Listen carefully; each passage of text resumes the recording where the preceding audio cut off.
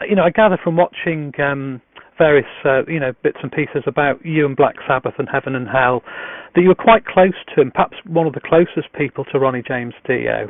And I think most people realise that he was one of the good guys, wasn't he, in the world of rock and metal, perhaps in particular. Yeah, he was very fan-orientated, wasn't he, Geezer?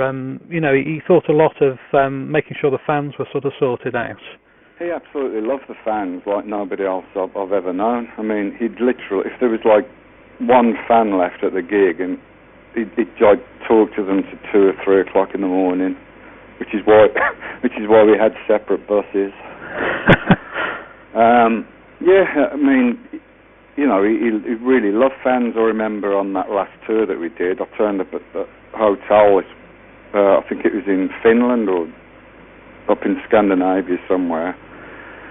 And we were looking for Ronnie, and we found him outside with about 20 fans sitting outside at a table talking to them and having a drink with them. And you don't get many people that would do that before a show. Not before a show, certainly, no.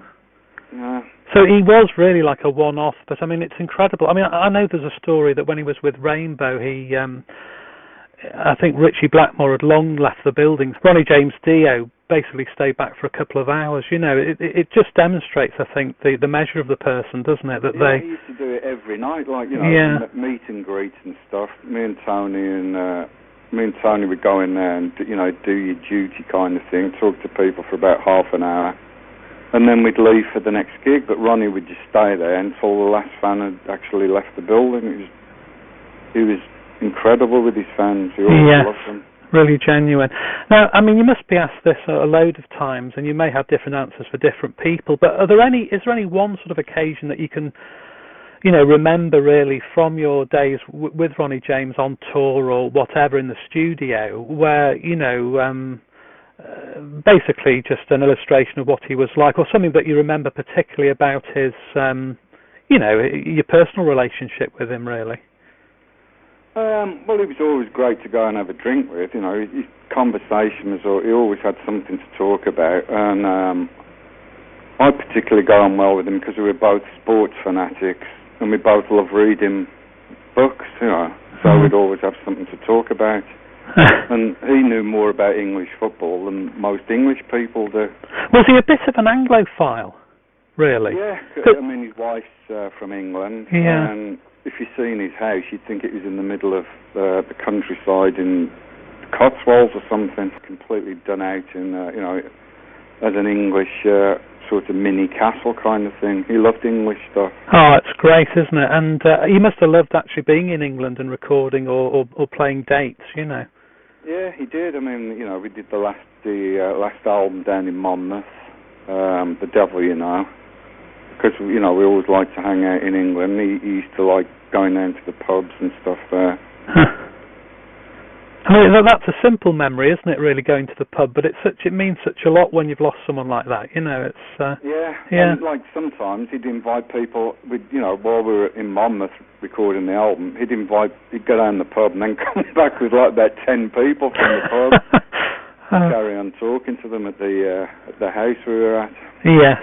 But I gather, Geezer, that obviously in the studio he was bang on, Yes. He had such incredible patience in the studio until something was like, 100% right. Yes. He'd never accepted anything that wasn't 100%. I mean, he always had incredible ideas about the music. He was always like, what about trying it this way, trying it that way?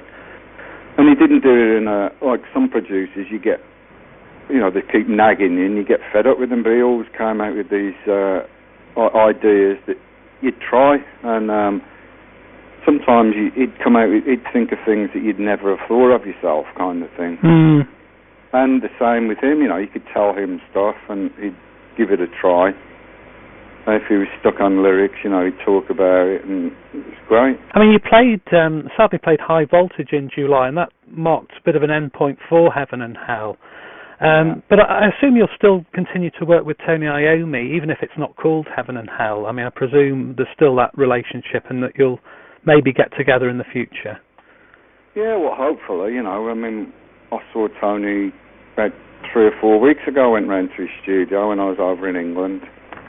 And, you know, he was playing me some of the stuff he was working on. And it's, you know, we've got a great relationship like that. He'll play me stuff, you know, just to keep up with what he's doing.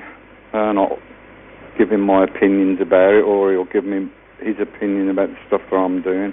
So, you know, we've got a good working relationship, and, you know, we're always going to be friends. Yes, yeah. Because I imagine there's some sadness, obviously, with Heaven and Hell, because basically you didn't get really together till, I think it was 2006, so it was quite a short-lived project, wasn't it? Yeah, and it was going so incredibly well, as well, because we had a European tour booked for this past summer, and of course, you know, Ronnie passed away before we could do it. Yes. And so we were really looking forward to touring again, because the Devil You Know tour was cut short because Tony hurt his hand and he had to go and have operations on his hand. So we were looking forward to continuing that tour. We still had another leg of the American tour to do, which we'd had to postpone because of Tony's hand. And we still had like a 6-week European tour to do in the summer, and then Ronnie got that illness, and that was the end of it. And we had loads of stuff that we hadn't recorded yet, so we were looking forward to doing the follow-up to the Devil You Know album. Yeah, I mean, it's such a shame, really. It was going really great for us. Yes, yeah, that's right. So there's a double tragedy in a way, isn't it? You know, the passing of one person and, you know, the band as well. But talking about, I mean, in relation to the Live at Wackham project, I mean, is there anything else in the pipeline from, you know, the days when you were all together, you know, recordings or anything that's likely to be released in the future? No, there was like 2 or 3 songs that we had, but Ronnie wasn't satisfied with them, and I'd hate to put out something that, you know, Ronnie wasn't 100% satisfied with at the time. You know, he wouldn't put out something that he wasn't 100% satisfied with. No. And, you know, there's stuff there, but just, you know, I think it would be an insult to Ronnie's memory, really, to put something out that he would never have put out if he'd have been alive. Yeah, exactly.